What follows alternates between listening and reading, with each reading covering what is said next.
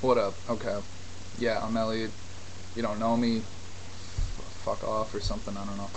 But I haven't done a video in a very long time because I'm busy and I don't really give a fuck about YouTube. It's a huge waste of time um, if you're just here to fuck around, which is basically what I was doing.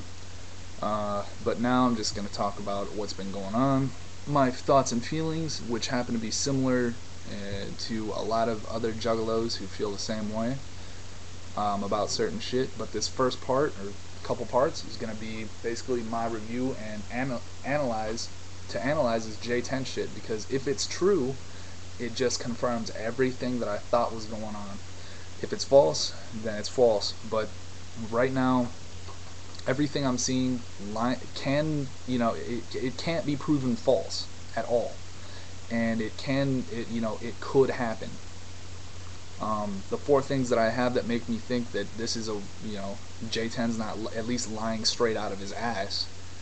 I guess maybe I should do the bad parts first. J-10 does seem to think that he was really, really an important part of Blaze's shit, I guess. I don't know if he was looking for a contract, whatever. That part really doesn't concern me because I'm not a J-10 fan. I don't give a fuck about J-10. It's cool that he did this video and he's enlightening us to this if it's true. Otherwise, I thought his rapping was subpar. It's just, not for me, not to just straight up diss a motherfucker, I don't know. But,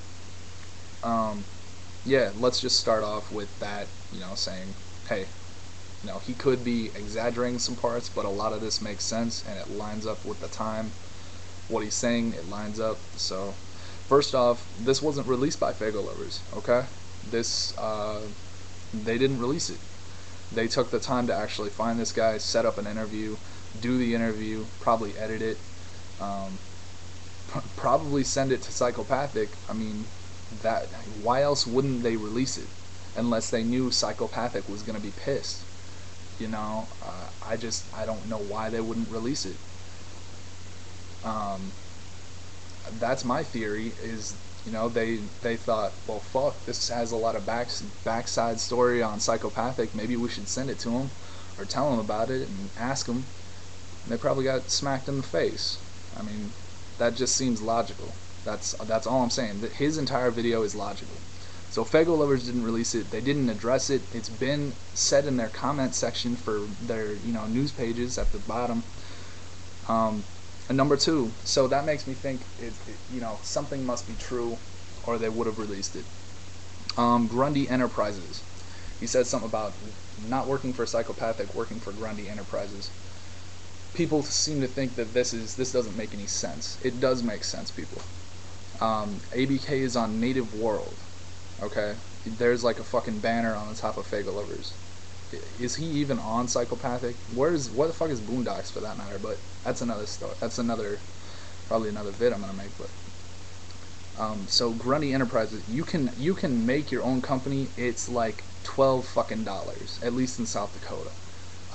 You go down to the department of whatever the fuck, and you say, I want to make a company.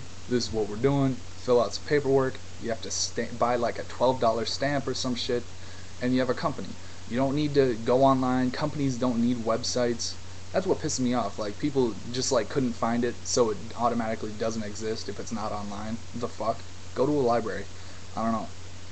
But number three, Dry Vocals. He was saying he was on a couple Last House on Dead Street songs, and Psychopathic told him to not put anything extra, just put them in dry, leave them in dry, they'd fuck with them. And they didn't. It sounded like shit. Now, is it coincidence that 2 weeks ago Necro said the exact same thing? Is that just coincidence? I don't think so. This all adds up. It's all logical. It's right there. How can you just say, well, he's just bitching? This just goes to show you that Psychopathic is not what we think it is. This shit matters. At least to me it does. Because I'm not about just, let's just listen to ICP just to listen to ICP. The reason why I got into Psychopathic Records is because it was supposed to be like a fam, right? Like a fam. I can listen to music and not give a fuck about who's doing it, but I'm also probably not gonna buy their shit. I'm not gonna support them. I'm just gonna listen to them. And Juggalos obviously do a lot more for Psychopathic Records, and I think that we should be treated like that. So, like, you know, more than fans, I guess. So if this J-10 interview is correct, if Violent J is really just a huge dickhead, if Isham says is correct, if what Tally Demon says is correct, if what Necro says is correct, what goddamn who else was saying that same shit? Anyway, if these people are all correct, this does matter. At least to me it does. So this is part 1 of the video.